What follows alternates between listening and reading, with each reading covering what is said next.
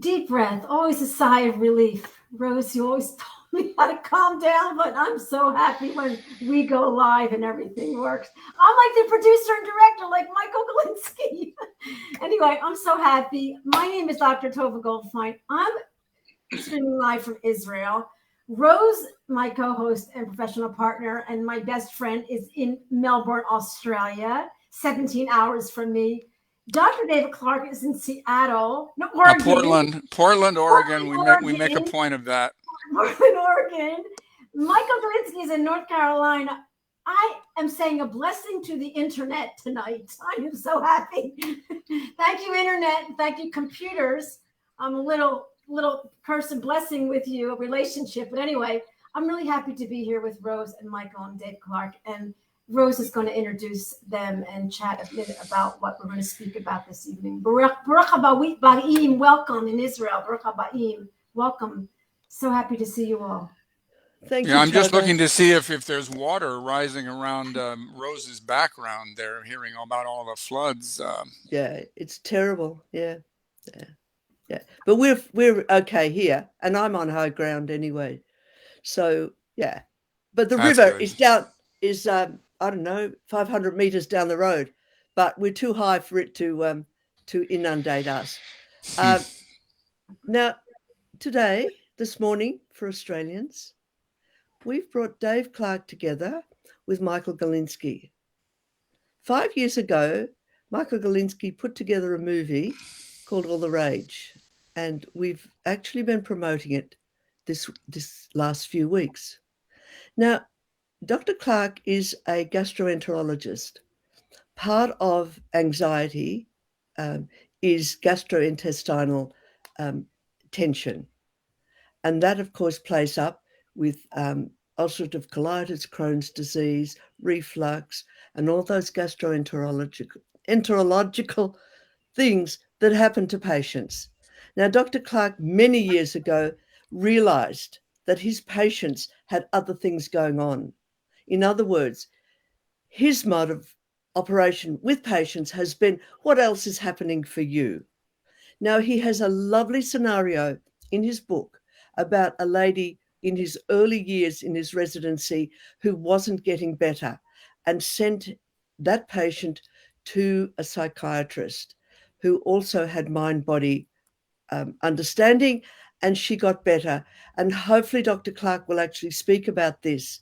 Now, Michael, in his All the Rage movie and his many other movies that are about justice and things like that, brings together how anxiety can actually create the symptoms. So we're just going to have a discussion overall with Dave Clarke, drawing together the fact that this GI area of our bodies tells us that we're anxious, tells us that we're worried, and allows us to actually reflect and see what's really going on for us underneath the symptoms. So welcome to both of you. And thank you. Looking forward to it. Yeah. So, Dave, would you just maybe firstly talk about that lady in your book, or would you prefer to actually tell us what you're doing now? Because Dr. Clarke is now lecturing, speaking to other physicians. So maybe tell us a little bit more about that as an introduction, and then we'll flow on afterwards. Sure. There's rapidly growing interest in this because in the last couple of years, we finally prevailed on people with enough resources, both personal, professional, and financial, to do gold standard research on these ideas. And it started with a randomized controlled trial that was done in Boulder, Colorado, and they got dramatic improvements in people who'd suffered with back pain for an average of a decade. That was, far beyond what had been seen previously with psychological treatments using one of the new pain relief psychotherapies. There are, roughly 3 of them, but they overlap a tremendous amount in the principles that they use. And now there was another one that was published out of 2 of the Harvard hospitals in Boston, and then VA hospital in Los Angeles, and a study of fibromyalgia patients in Michigan. And all of these are showing the same thing, that if you have a pain relief psychotherapy that focuses on the long-term impact of childhood adversity, that has the intent of healing the patient rather than merely helping them cope, then you're going to get, and focuses on emotions and focuses on traumas, that you're going to get far better relief of symptoms than has ever been seen before with the traditional treatments of cognitive behavioral therapy, for example, or acceptance and commitment. And since those came out, there's been tremendous interest in people who have experience in this field coming to teach them. And just, in the last month, I've been giving presentations in London, England, and in Oregon, Idaho, Virginia, Seattle, and places, online. We've got a new book coming out. I'm the president of a nonprofit called the Psychophysiologic Disorders Association. Our website is endchronicpain.org. Enormous resources on that site. We try to be a hub for everything that's got good science behind it. So yeah, it's the field is really taking off. It is. Tova, could you pop that on the, fantastic. Yes. So go back now to your discovery, because I think that way we'll sort of segue in to what happened for you earlier on in your years now. Yeah, you bet. I was supposed to be, have a perfectly ordinary career as a gastroenterologist. I was cruising along in my early training years. I had won an award for excellence in medical school. I was passing my board exams with flying colors. I was in a top residency program at Harbor UCLA Medical Center in Los Angeles. And so I was completely unprepared for finding out that there was a whole category of illness about which I didn't know the first thing when it came to diagnosis and treatment. And this was embodied by a woman who was 37 years old, who was referred to us from another university where they absolutely could not find anything wrong with her. And she was referred to us because we did specialized testing of the muscle contractions and the electrical activity of the large intestine. And she needed this because she was averaging one bowel movement per month, despite taking 4 different laxatives at double the usual doses. And they weren't, doing anything at all. And we were very confident that this very specialized test that we did was going to show the problem, because there was no other possible explanation for her symptoms, or so we thought. But this test that we were sure was going to be abnormal was perfectly fine. There was nothing wrong with that system at all. And so we were left with nothing more to do. I was doing an exit interview with her and basically telling her she was going to have to live with this. But in order to make the conversation a little bit longer than one sentence, I asked her about stress. Everybody else had asked her about stress, and she didn't have any. She was happily married. She had 2 kids. She enjoyed her job part-time working in a bank. Nothing there. And so I asked her one more question, which changed my career, which was, did you have any stress earlier? And my thought was 2 years earlier, because she'd had this condition for 2 years. And I thought maybe she had some stress that triggered this in some strange way. And her response to that was to tell me about her stress from far earlier in her childhood. And she says very calmly, matter-of-factly, well, my father molested me. And I had no idea how to respond to that. I had no training in how to respond to that. I'd never heard that from a patient before. I had no idea if it would ever be relevant in an adult patient to anything. But I fell back on basic training as a physician, take a history, find out, some details. And she starts telling me in the same tone of voice that you would use to read a grocery list that her father had sex with her an average of once a week from age 4 to age 12. To this day, it's one of the worst histories of sexual abuse I've ever heard. And this was 40 years ago this month, or maybe September. But, all those decades of taking these histories, over 7,000 patients now. And that was, absolutely one of the worst. But if you didn't know better, and I certainly didn't at the time, you would think she had processed this trauma, that, it was in the past, that she dealt with it, she'd moved on with her life. Certainly her life in the present day was fine. But here she had this horrendous physical condition, and she had this horrendous sexual abuse. Nobody had touched her against her will for 25 years. Could there possibly be a connection between these two things? I had no idea, but I had vaguely heard about this psychiatrist named Harriet Kaplan that I knew was out there somewhere, who was board certified in internal medicine as well as psychiatry, and had an interest in these sorts of odd conundrums. So I managed, glad to have something to do for this patient. I got her an appointment with Harriet, never thinking for a moment that anything would come of it, and forgot all about the situation and went on with my training. I was, in the 8th year of my medical education at this point, never heard about any of this. So then 2 or 3 months later, I run into Harriet in an elevator, and to make conversation, I said, "Harriet, whatever happened to that patient?" Again, thinking it was, complete waste of time. Well, the patient was cured. Harriet had cured this patient with approximately 9 or 10 sessions of weekly counseling, which absolutely rocked my world and blew my mind, that you could alleviate a serious physical condition like that just by talking to somebody. And I got off the elevator and I turned around and I said, "Harriet, how did you do that?"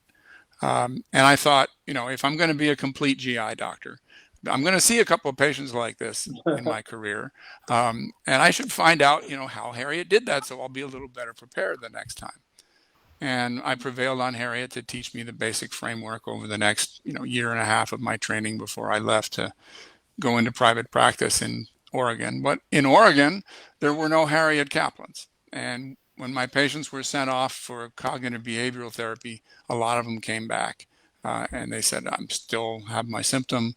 Now what do we do?" And I tried to help them because there was nobody else. And that's how I began to learn, from trial and error, interacting with patients, which also, the other shock was that there were 5 or 6 of these patients every week in my practice without even trying to find them. They were there, and that's, if you do the math, it's like 250 a year.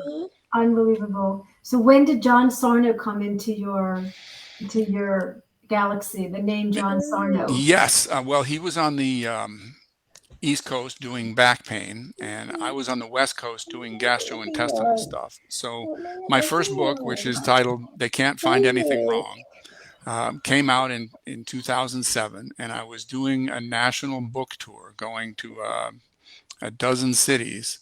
And in Chicago, I was giving a presentation at one of their independent bookstores. There were 40 or 50 people in the room. And after I gave a short presentation and started taking questions, there was a person in the audience who said, "You sound like John Sarno." Wait, so you had written the book and worked on people before you even, I didn't realize that, before you even met Sarno. Yeah, I have been doing this work for 25 years. And wow. when I got home from the book tour, I went on to Amazon and I ordered the Mind Body Prescription, and obviously read it cover to cover, and I said, "Great, this guy gets it." And it was really nice to see that there was somebody else out there who had found their way to very similar principles. So what year was this? Because I'm trying to put together. So what year was this? The year that 2007. It's just almost exactly 15 years ago this month that I first heard about John Sarno. And Michael, where were at what point, 2007? Where were you in your journey with your back and your dad and the movie? Or we were pretty much stalled. We had already started filming with Dr. Sarno, but The Divided Mind had come out, and we thought, oh, we'll follow that, but he didn't do it for us. There was nothing for us to film. Nobody who was interested in talking to us. And it was actually after I had another problem with my back that when I said, okay, I'm going to make this movie. Is this when you said, "Get the goddamn camera"? Words to that effect, yes, okay. But much more harsh. And then but that's when I found two things within a week. I started, once I kind of recovered enough, I said, I'm going to do this. actually, it was so crazy because I got in touch with Dr. Weil, Dr. Clarke, and Dr. Mate all within a couple of weeks because their work had risen up. And them and also Jonah Lehrer had a really big impact in his ability to look at how we tell stories, how we look at stories, and how those shape us. And all those things together were really profound. And what was really interesting is that none of them were really well connected either, you know? And so it was just like, it was kind of this insanity of, you know, the bifurcation of science where I'm in this field, so I'm not really talking to the person in this field, when essentially you guys were all saying the same thing. Childhood trauma gets repressed as rage, which is unallowed to be felt. Then what happens is, how does that manifest? And some people, it's very powerful outward behavior. Some people, it's very powerful inward behavior. But all in all, it's a disturbance within the system of the body through the perspective of the mind, which is shaping what information is being told to the amygdala about what is safe and not safe. And so really, you know, then I also found my brother had gone to see a guy named Ashok Gupta in England who's still doing this work and does a lot of hypnotherapy, but he had cured himself of CFS. So I was seeing this everywhere, and they're all saying the same thing. It's the autonomic nervous system gets out of whack because it's trying to protect us from a threat.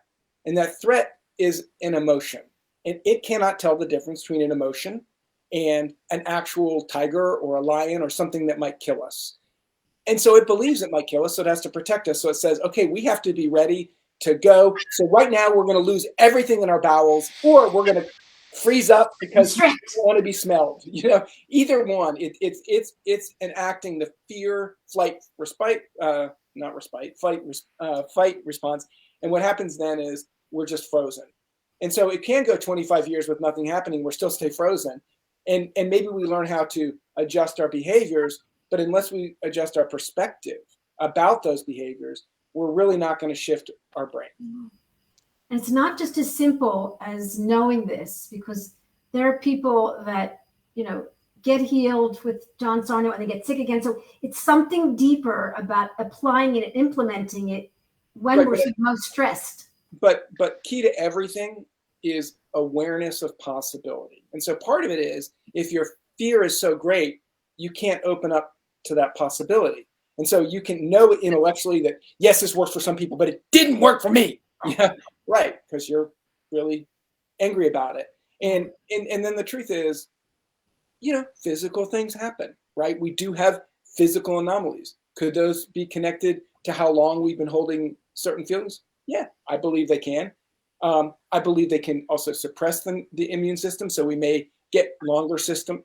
We may get sicker easier. All these different things are happening. And it doesn't mean that something physical isn't happening.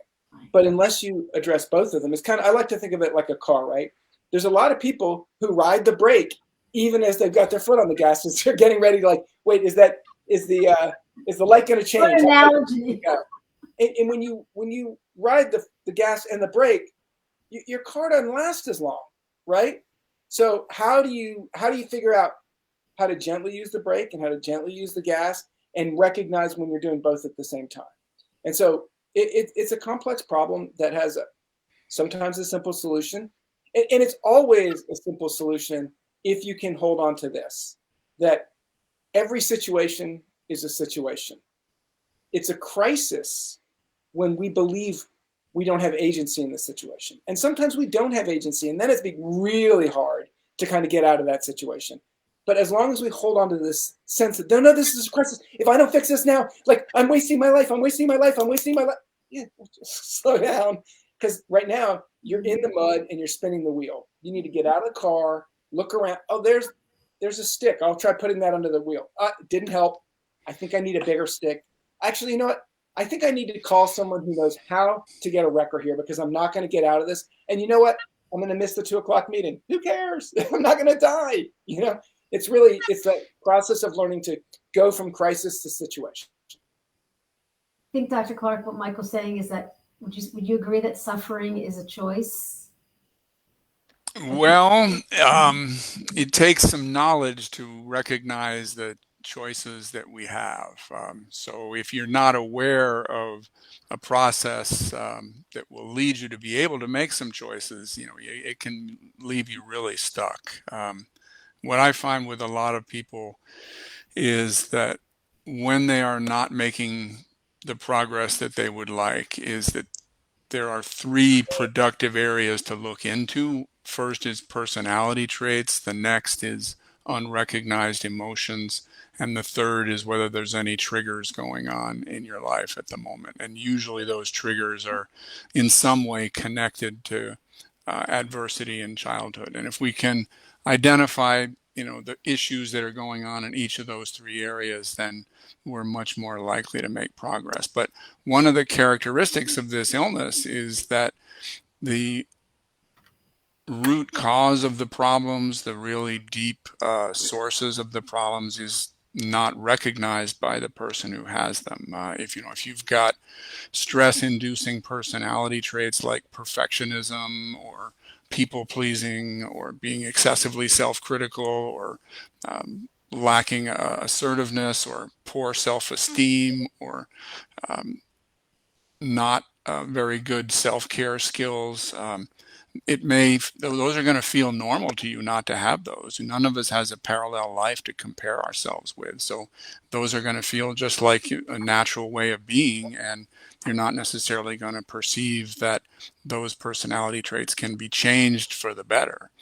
Similarly with the unrecognized emotions, that patient I described with the severe constipation, she was like a dormant volcano with boiling magma inside. She had tremendous amounts of rage, but it was completely out of touch with it. And then the triggers, if you have someone who was abusive towards you as a child who is still in your life, that can be a trigger. Or you may have a personal situation with no individuals involved who were in your life as a child, but they are behaving towards you in a way that is strongly reminiscent of the way you were treated as a pattern, child. like you attracted another relationship that. Yep, and you may not recognize that that's what's happening. Mm-hmm. So share with us, and Michael as well, because Rose and I have been on a little bit of a, mission to because at one point Dr. Schubiner said, well, 60% of the people will get better. And then we're like, well, what about the 40%? And then there's, I always say that people get TMS are strong and sensitive people. These are strong-minded people. A person who can create CRPS, a person who can create anything with itis at the end of it, is a strong personality. So what do we say to these people who keep tripping up on themselves? What are some of the best advice you can give tonight? Well, I just want to quickly just address you bet. Thing, which is, when I'm saying, awareness is key, awareness isn't easy. So I could tell you, here's what I think this is. That doesn't make you aware. And in fact, I think what you'll find most of the time is someone's going to respond with a defensive reason why it's that way or why they can't, but it's like, and it's very hard process to deal with people who are saying, who also get angry at you for giving them this awareness. And so I've learned over time to not push into space and in fact, not engage with a lot of the people who are going to just, because it's not my job. I'm not the person trained to do it. But I also have the helper personality. So I find myself drawn towards being like, well, let me help you. And I had a really interesting thing happen the other day. But what I want to get back to is awareness is key to begin the process of understanding, but awareness is not understanding itself. Awareness opens the door to working on both an acceptance practice and a gratefulness practice. And I think those two things are really important because those are perspective shifting ways of being. So if we accept what comes, it's not easy. My car broke down. Of course I'm angry my car broke down because I have to be there, right? But then you say, well, is that helping you get there? No, of course it's not, but I'm still angry. Okay. So then let's start working on bringing down the anger. So, because crisis doesn't help us, panic doesn't help us. How can we do that work? And that's work. It's not easy. It's not automatic, but awareness makes the possibility of effort. But what I was going to say was, I had a friend the other day who had, he had been in the hospital with lupus. And I have an understanding that lupus is an autoimmune disease that's connected to some of the same autoimmune disruptions that Dr. Mate talks about, And so I didn't send him the movie. I know the guy, and I thought he might get it, but it didn't seem like. Let me see. So I actually ran into him at a concert, and he told me, yeah, I'd gotten out of the hospital. So I gently mentioned, he goes, well, that's interesting because it first came on when my mother was really ill in the hospital. That's when he first had this big flare maybe a decade ago. And then he'd gotten under control, and it came up really recently. And it just was like, because he was open to it and ready for it, it wasn't a conflict between us. And he was really happy, and I sent him the movie, and I hope it helps. But the thing is, I could have said that to this person. They said, how dare you? Don't you know that lupus is a well-documented disease? And I get that a lot. All of these things. It's real. I get so much anger expressed at me. So I just go, oh yeah, no, I know, and I think that they're connected, but that's fine. Yeah, totally. Take the medicine or whatever. But it's very difficult for people to see it, and when they're that angry, well, if someone's that angry, then it's even more clear that it probably is related to the volcano inside. But I'm not the volcano hunter either, so I have to just let it go. I want to interrupt because I do that so well, but I want to say one thing because I just finished taking the PRT course with Alan Gordon and that gang, and do you know what? It's fascinating because it's nothing new under the sun, and I'm just so happy to have the time with the course and certification. He said, pain, it's counterintuitive. Pain means something's wrong, but it's counterintuitive that it could be neuroplastic pain or that it could be, an autoimmune disease where the body's attacking itself for some emotional reason. So I find it fascinating. And Dave, I'm going to let you speak in a minute, like that it is counterintuitive. So we are asking people to rethink, unlearn your pain, unlearn your anxiety, think away your pain, like the books say. So that's an interesting thing. But it's just culturally uncharacteristic. We've been taught that these are not okay things to think, say, or feel. And so you do have to unlearn it, but it's not from in here. It's from in here because we've been taught it at an early age. But please, Dr. Clarke. Yeah, I mean, I agree with everything you're saying. It's just sometimes the emotions overwhelm the intellect, and you can recognize something is true intellectually, and yet the emotions can still be overwhelming.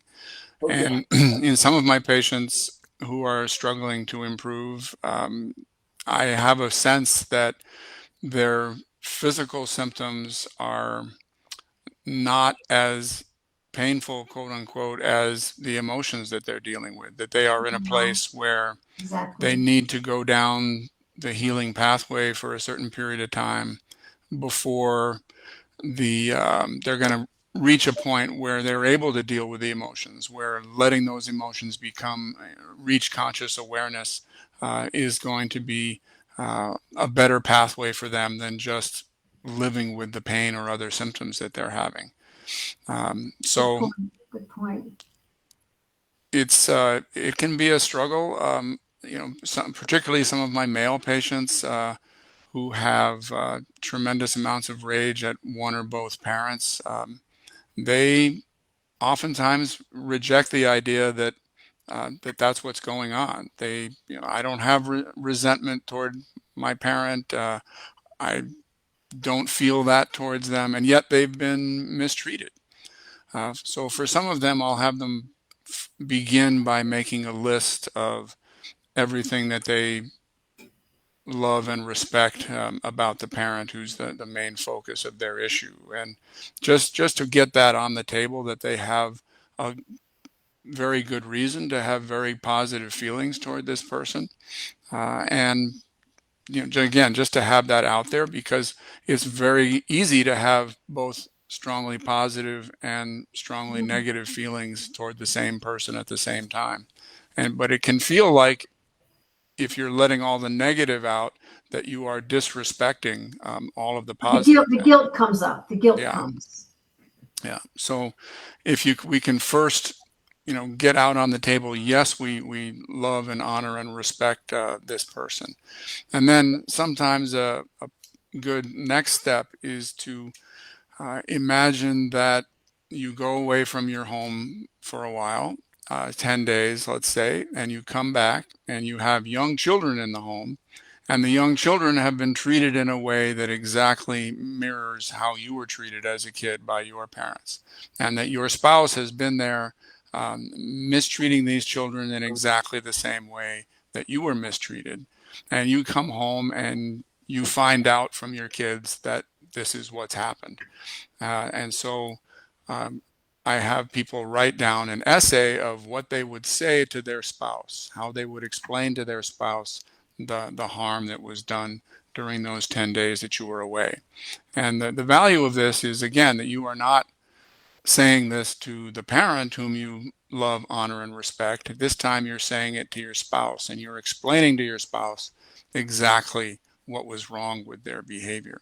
And it makes it a little bit less difficult. Would you call that some journaling, or you have them do some specific? Yeah, just call it journaling, call it writing an essay, where again you're putting down, you're explaining why this was wrong, what the harm was, and you're using your spouse as a proxy for the parent that you're finding it difficult to have these emotions about. And when you've done those two things, then you've got a tremendous amount out on the table, and the connections are going to start to form. You're going to start to see, number one, yes, I love, honor, and respect this parent, but number two, they created some harm. There were the good and bad sides to this person, and the more of that you can get out there in words, the less of it will need to be expressed via your body. Excellent. Good point. This brings up something, we've talked about this before, but I have another daughter who I didn't raise because I was a sperm donor. And she's 30 years old, and she's absolutely wonderful. I love her to death.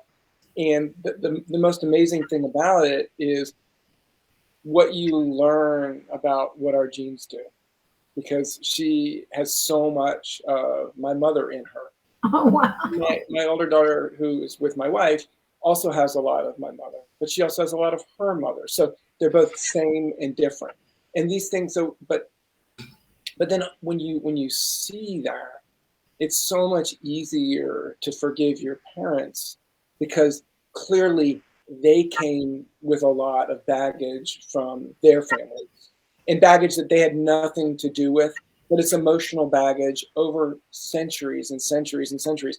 And like right now, we're fostering a puppy for a couple of days, and it's a beautiful, sweet puppy, but it just gives you that awareness that we all come with who we are, and who we come with is our ancestors. And so while, your immediate ancestor, your mother or your father, it's easy to kind of direct your anger at them.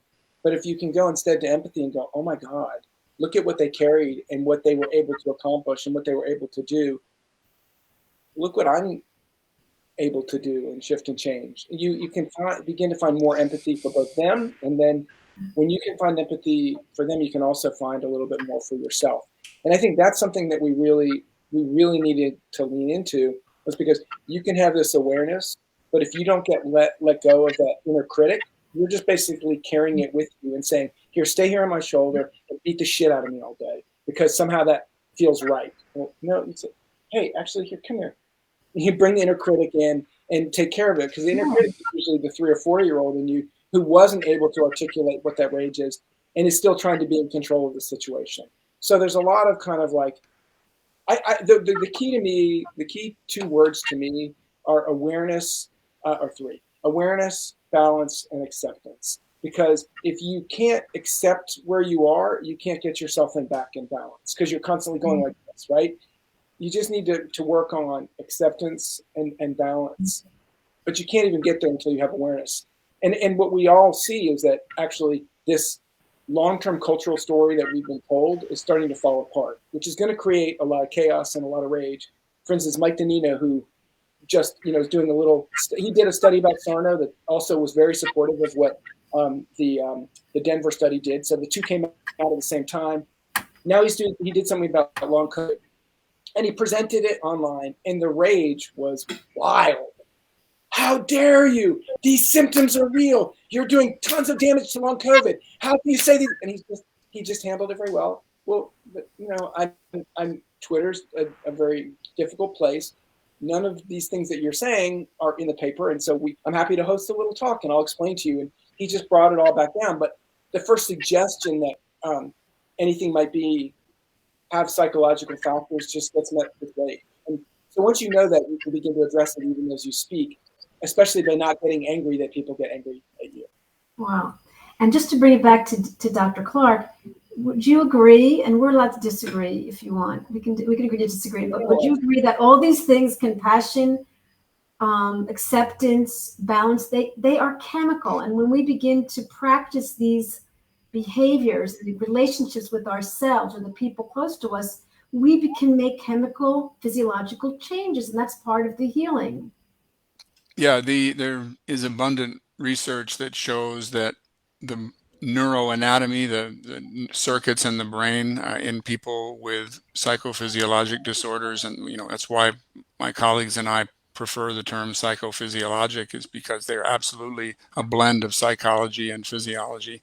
And these magnetic resonance imaging studies of neuroanatomy in people with psychophysiologic disorders show that there's anatomic differences in the brain.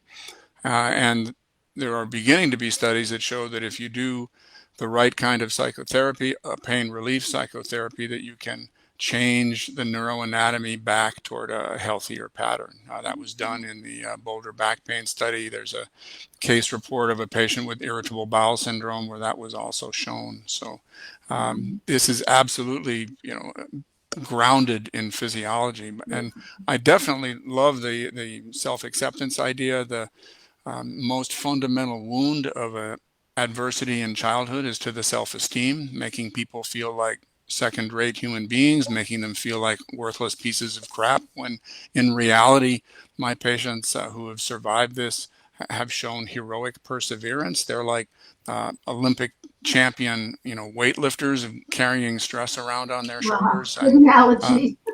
When they finally learn how to put the stress down, then they recognize that no, they are not weak. They are actually incredibly strong. Yeah. Wow. Rose, welcome back. I just wanted to answer Dr. Gary. I don't know if I pronounced your name right, Gary, but anyway, Altheim. Altheim. It's also, it's like, how do I pronounce it? I would pronounce it Altheim. Altheim.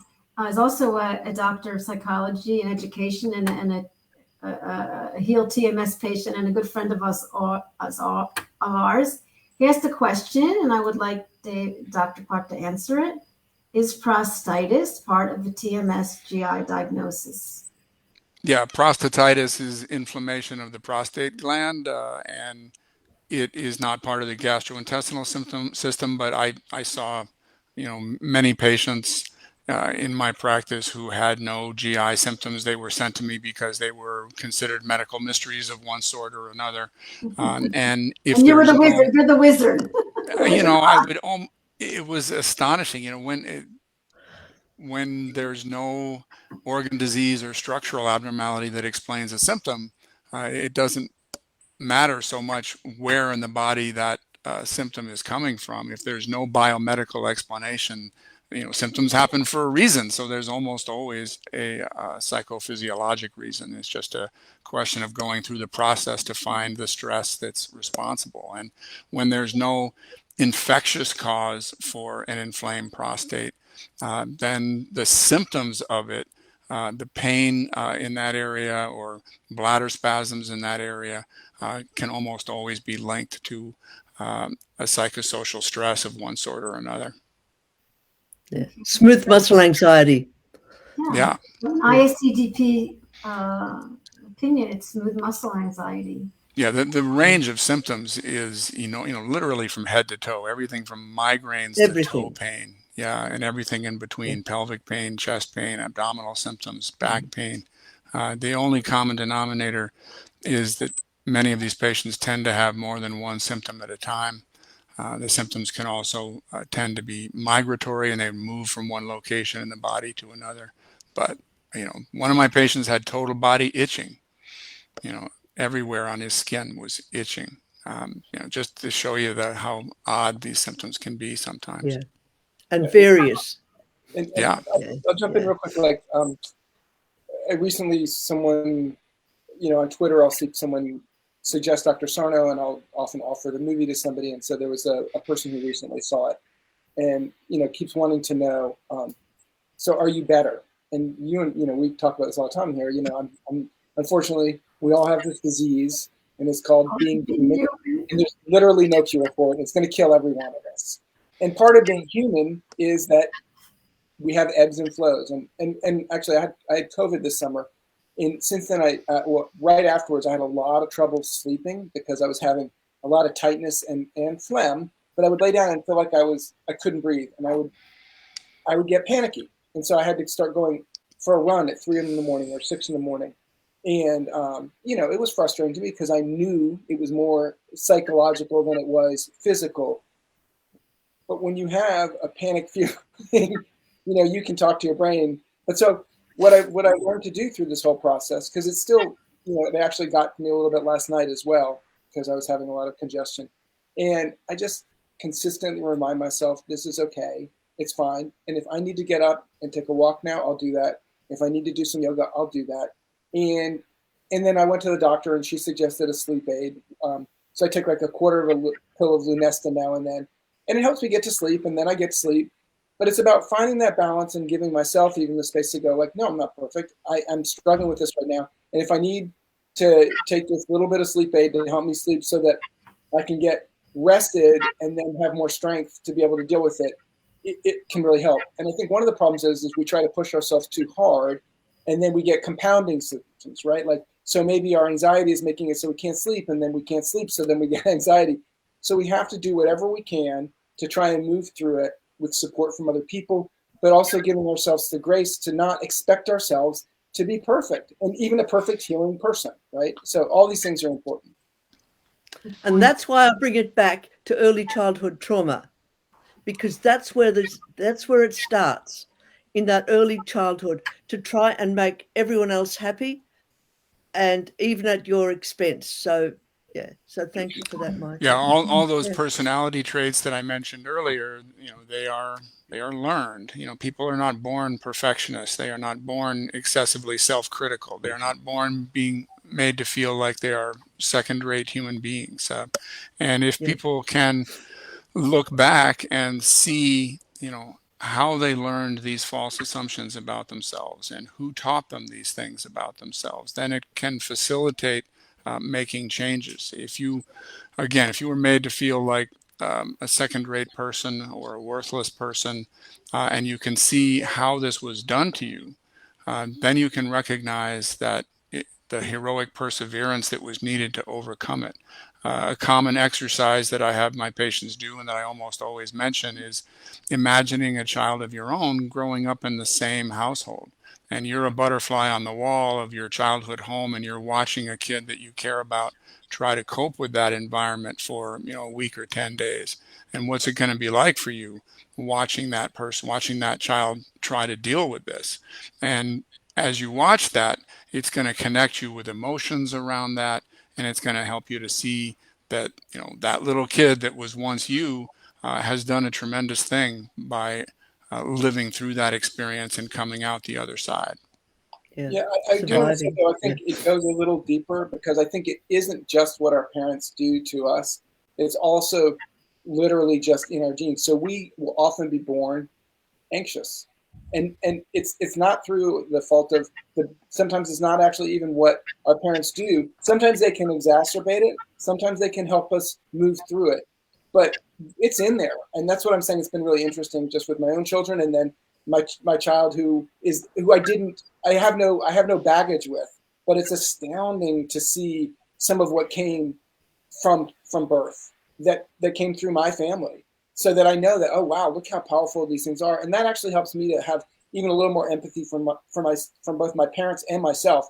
Like even some of the stuff, like I can assure you, I was not an easy child to deal with, right? And I'll take some responsibility for that.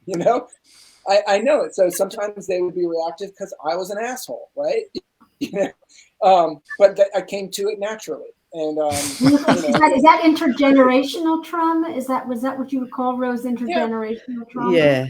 Yeah. And there's evidence of epigenetic changes that are carried down from generation to generation. So there is some of that, but that to me is just one more straw on the camel's back that a person has to deal with. When they can recognize that they overcame that, it's very positive. Yeah. But it also give a little more grace to your parents as well, because I reckon, like I was saying, like I realized I was not easy. I mean, because I hated systems, I hated authority, and I really, I was in trouble a lot for being kind of a, talking back to teachers and stuff like that. And it's called defiance. I had a little bit of defiance, and a lot. Yeah, my my daughter. Do you want a medal for that, Michael? No, actually, what I want is a Band-Aid right over my eye. No, what I want is to recognize, so instead of being so angry at them, I can see the interplay, and I can also recognize that it came from, because I used to think about like confidence and stuff and thinking, I had different kind of messages from my parents, but it's also, we're born with either believing in ourselves in some ways or not. And I mean, I see that in terms of just the way my two daughters came out, and then the third daughter came out. Like, so my older daughter, who's from a sperm donor from me, but no one in her family went to college. And, my mom just got inducted to the Social Work Hall of Fame, and now she's a PhD who's going to do incredible things, and she's working at Princeton. But she had no runway. And when she found this out, it was incredibly meaningful to her to not feel so crazy. And she's so much like her sister, and that's really powerful. Both of them felt like they were like no one else, and it really helps them to be like, this is just it's in our genes. Wow. And from that you can also recognize through the epigenetics that we can change our genes, how they're going to express later as well, before we even have children. Yes. Well, everyone who has had a trauma or intergenerational trauma, it's shown that it can actually, that epigenetics can be changed. If it was changed one way, it can be changed back. So there's always hope. Even if your family history is full of trauma, you can change it. If once you become aware of it. So it's an important thing to note. Yeah. Dr. Clarke, what do you think about what Gabor Mate says, that it's not the trauma, it's your experience of the trauma? What do you think of that statement? Well, it makes sense. I mean, two people can have the same trauma and react to it in different ways. I think I go back to that first patient with that, horrendous repeated sexual abuse. I think many people would have responded to that same level of trauma by, having their lives completely spiral downhill into an early death, and certainly not getting to a place at age 37 where you're happily married with 2 kids and gainfully employed in a occupation that you like. I mean, that was, extraordinary mountain that she had to climb. In fact, I use that analogy with my patients, is to have them think of their early adversity as the equivalent of being born on the far side of Mount Everest and having to climb up and over to get to the other side, and to give yourself tremendous credit for having done that, especially in her case, because I've seen other patients who went through what might be considered objectively less trauma, who had far more struggles in their lives with drug abuse, for example, or not functioning well in the workplace, and choosing terrible people to be in close personal relationships with, and so on. And she avoided all of that somehow. It was just miraculous. Amazing. Well, how I saw that statement, and it might be a little hard with it, but I saw that we could take responsibility by the trauma being my experience of it, rather than this physical permanent thing happening to me. It's my experience of something. It gives like patients and clients an opportunity to be responsible and possibly change it. I saw it as a hopeful, like, this is not stuck on you. This is just an experience. Yeah, I mean, I think that goes to the analogy too of, you're born in a dangerous jungle or you're born on the far side of Mount Everest and it's through no fault of your own. But you can Wow. still find your way out of it. Wow. Yeah. And you deserve tremendous credit for having done that. Now, some of my patients, they sold their bodies, they took drugs, they cut themselves, they had eating disorders, they didn't function well in the workplace. They chose narcissistic assholes to be in relationships with, but that was all part of their journey. That was a lot of that was a form of self-treatment in order to be able to survive the trauma that they'd been through. So instead of feeling shame about those things, I tell them, it's as if they got frostbite while they were climbing Mount Everest. It's just it was a consequence of the place that they found themselves in, and it was part of what they needed to do to survive. Could I just add Tova's comment about self-responsibility and say it's more the responsibility will come with the insight. The insight will then create the responsibility. So you don't just get responsible and say, I'm going to not have pain. The insight of what happened to you and your great struggle, as Dr. Clarke said, Yes. and that insight then will enable the responsibility that you're speaking about, if that makes sense, that it's a bigger picture. It's a much, much deeper picture. That insight then creates more responsibility. The other thing I want to comment on is that when we had Dr. Bethany Rains on, she was talking about myelin and how the myelin is thicker on patients with early childhood trauma. And I thought that's quite fascinating because, MS patients, the myelin is being peeled off. And I thought that the body may, I don't know, actually be trying to cure itself by actually peeling off its own myelin, and of course then destroys the body through MS.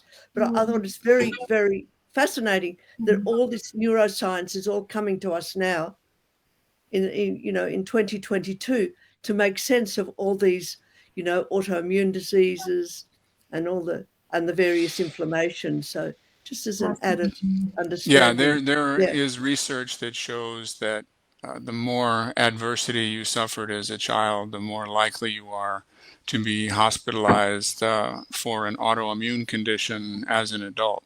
And it's a linear relationship. It's about a 20% increased risk for each additional childhood adversity that you suffered. And the ACEs, adverse childhood experiences, also contribute to risk for non-psychological issues, at least not directly psychological issues like diabetes, cancer, heart disease, and peptic ulcer. And the at least preliminary theory for why this is going on is that the ACEs activate the body's inflammatory system. And we don't know at this point, from a research standpoint, whether addressing the long-term psychological impacts of ACEs can reduce the risk of these biomedical conditions or not, or perhaps make milder the course of an autoimmune condition, for example. But it's possible. It's possible that if we can help people with those stressful personality traits, the unrecognized negative emotions, and the triggers, that we may do them some good biomedically as well. Wow. Yeah. Wow. Yeah. Beautiful point. Beautiful point. Interesting conversation. Yeah. Yes. I'm going to shift it just a little bit because getting back to some practical insights. And this was funny because I know occasionally, Dr. Clarke, you will comment on the Mind Body Syndrome, the Facebook page that has thousands and thousands of people that is run by Eddie and anyway. I need some coffee, but anyway, I'm good. I'm gonna focus. Okay. Here's what's going on. They were always commenting to the Eddie and Brad, started by Stephen Ozek. Anyway, a page of thousands of people are joining every day. It's an amazing, amazing support page. Why I'm bringing it up? Because the moderators would comment, don't talk about symptoms, don't talk about symptoms. And I was always like a little bit like, you're going to hurt people's feelings. They're already fragile, you know?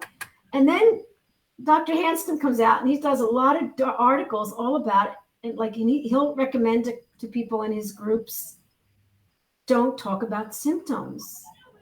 Don't focus on the symptoms. Don't keep talking about it. And I'm like, it really makes sense. I want to know what you and Michael think about that as a tool, as an insight to heal. I'll just say that the first line of our film is, the stories that we tell ourselves about ourselves shape our sense of who we are. So if we're constantly talking about our symptoms, then we are our symptoms. So it's not that we want to like have the urge to talk about the symptoms and then not do it and keep doing that, but instead notice the desire to talk about it and shift away from it. So we go, oh, isn't that interesting that for some reason I want to talk about that? And I'll think about that in other conversations as well. Wait, why do I want to tell them this story? Like what ego-related thing is this? It's like you know, it's just like, oh, okay, I don't need to talk about that. That's not, so I find myself talking a lot less, listening a little bit more to people talk about themselves. But what's interesting is even as you do that, you start to see patterns and even the things that are going on with them that you can sometimes actually help reflect back to them. So it's just interesting. But again, the stories that we tell ourselves about ourselves shape our sense of who we are. It is the first line of the film because it's foundational. And the last line of the film is Dr. Sarno saying, it all comes down to one simple idea. The mind and the body are interconnected. That's it. That's the whole story. And if you take those two things together, you know, all the middle doesn't matter. If you have awareness and you look at those two things, you get it, right? But the rest of it is to open up awareness till that by the end you go, well, of course. But if you're not ready, you won't get there. Does that make sense? Yeah. Yeah. No, Absolutely. when there's no biomedical explanation for your symptoms, then it absolutely makes sense to shift your attention to the brain, because that's where the symptoms are being generated. And why is your brain doing that? There's some kind of stress going on, past or present or both. And that's where your attention should be. You know, what are the stresses in your life, past or present, that could be doing this to you? And that's what people should be thinking about and talking about. It's not easy to do that, you know, when your back is killing you. Just suddenly say, okay, I'm not going to think about my back killing me. I'm going to think about what's happening in my brain. You know, it's an effort. It is. It takes practice. It's a new highway, a new neural highway, like the Phantom Way, which that's basically. But I would say this is also, everything we're saying is also true, even if there are biomedical reasons that there's this problem. So I cannot remember his name right now, but he wrote How Healing Works. Do you know who I'm talking about? Yes, but I don't remember his name either. How Healing Works. Someone look it up real quick. But How Healing Works. And he's talking a lot about, say, if you have cancer, right? So you have cancer, but if you become a person who has cancer, then you're going to kind of keep telling that story, and then cancer becomes your identity. Exactly. You don't ignore it, but you want to have that be one part of who you are, and also, rather than think I have cancer and think of it in this medical terminology, okay, how do I realign my life? How do I create a space in my home that feels comfortable and comforting, that doesn't feel overwhelming? And then maybe you look around, you notice, you know what? My whole bedroom and my whole house is filled with clutter. You know what? Most of my thoughts are filled with clutter. Let me see what I can do to declutter my thinking, to declutter my house. How is this illness possibly a manifestation of what I'm holding, right? So let me let go. And you know, I do this actually very actively. Like we moved to where I live now 10 years ago, and I was a record collector and a book collector and a comic. I had all these things. I still have some of the records, but I've stopped acquiring those things because I'm like, you know what? I have that disease and I can't take it with me. So I don't need these things. And I need to think about the hungry ghost and what that is, like, that those things don't define me. And in fact, letting go of them helps me to come back to a core of who I am. So it's not like I'm saying everyone should get rid of everything they own, but thinking about what that means. What am I collecting? And if I'm collecting if I'm collecting negative thinking and I'm holding that in my body all the time, if I'm resentful, if I'm jealous, if I think things are unfair, right? Well, I can address those things. I can get the things I need, or I can recognize, actually, I don't need those things. And that person has their journey and I have my journey. So it's really, all these things are so interrelated, but they're also about balance, acceptance, simplifying are really the most powerful tools of healing that we can probably find. Yes. Because a lot of times also we'll find people are healing searching, right? So they're like, maybe if I try this, maybe if I try this, maybe if I try this, maybe if I try this. Well, if nothing works, it's probably something else, right? Yeah, it's all focused on the body, you know. So Right. there are just, you know, dozens and dozens of people out there who will sell you something that's no better than a placebo, whether it's a device or a supplement or a pill or an herb. And I would also, you know, emphasize, you know, something that Michael said about acceptance. I like to ramp that up even higher, and especially for my childhood stress survivors, my adversity survivors, to have them think of themselves as the heroes of their own lives, that they just recognize how much they've overcome. Beautiful. We're all on a hero's journey to heal, Beautiful. right? All of us, every one of us. And you know, I was a religious studies major, not because I wanted to be a professor, but because I was interested in the classes. And the thing I really took away from is that all religion is really helping us to tell our own story. And part of that story is how are we connected to our community. And so what does that mean? How are we connected to our family? And so if we're continually feeling disconnected from our community, if we're feeling disconnected from family, what can we do to find, if we need to sometimes, because our family may be so dysfunctional, new family, new connections, and try to think about what patterns we're bringing to those connections, and perhaps look at, oh, I'm drawn towards this. Is that healthy? You know, I'm drawn towards it. Let me take a step back and think about it. You know, Yeah. life is not easy. It just isn't. Do you know what, Dr. Clarke? Do you know what I think Rose knows this, but sometimes I have my clients talk to Michael on the phone, and Michael gives great advice. And he told somebody, I didn't know this, that the movie was supposed to be named All the Acceptance, but he didn't think it was going to sell at the box office. Did you know that? I don't remember. First I've heard of it. Is that right? Is that right, Michael? I don't know. I don't remember saying it, but it might be true. Anyway. And on that note, Rose has to go to work because she got up at 5 a.m. Thank you very much. I love you, Rose. She's got to go to work now. Dr. David Clarke, we're gonna have you again, because this is just always really a joyful, wonderful an hour to spend with you in Oregon. Yes, Portland, Oregon. Yeah, and thank you so much for bringing this information to the world that very much needs it. Yeah, and if I can piggyback on that, I think, you know, Dr. Clarke is so selfless that, you know, he doesn't really get the credit that he deserves for really kind of weaving together a much larger community. Because like a lot of people involved in this work are very focused on what they're doing, and they're not as interested in realizing, like we talked at the beginning, right? All these people were working in isolation.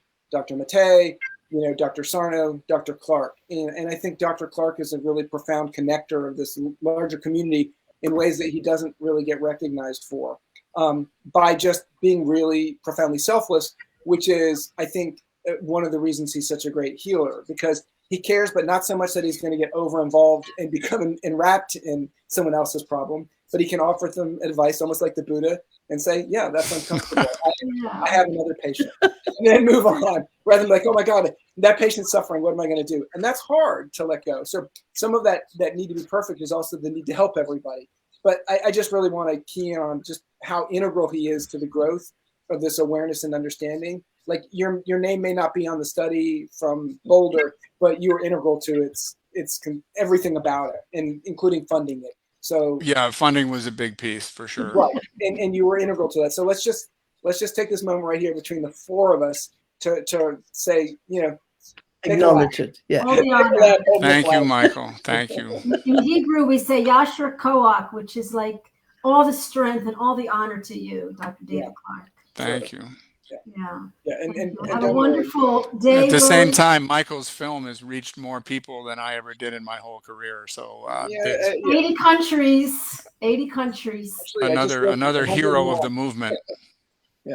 No, and Yeah. it just stays going out there, and I just have to kind of keep gently pushing. And I'm really appreciative of you guys setting this up and getting it to more people. And I think, you know, it's been watched a lot, and I hope it's helped a lot of people. Yeah, great.